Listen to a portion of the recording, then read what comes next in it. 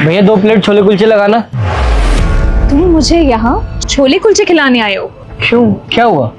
तुम्हें पता है ना कि ये हमारी पहली डेट है और हमारी शादी होने वाली है। हाँ मुझे पता है, इसलिए तो तुम्हें यहाँ लेकर आया हूँ।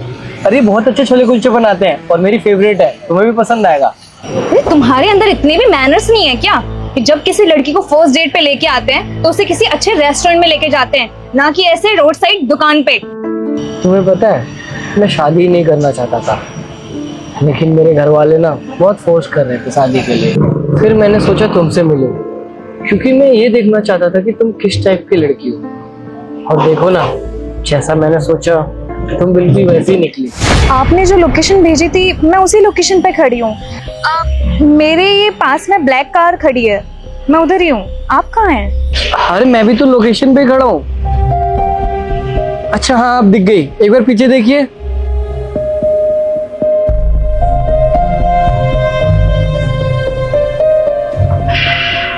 हाय। हाय।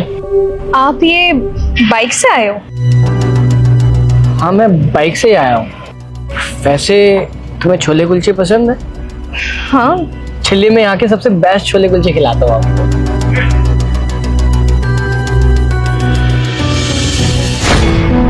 और सच बताऊँ तो मैं तुम्हें कभी यहाँ लाना ही नहीं चाहता था, किसी अच्छे रेस्टोरेंट लेके जाता, लेकिन मैं देखना चाहता था कि क्या तुम बुरे वक्त में मेरा साथ दोगी।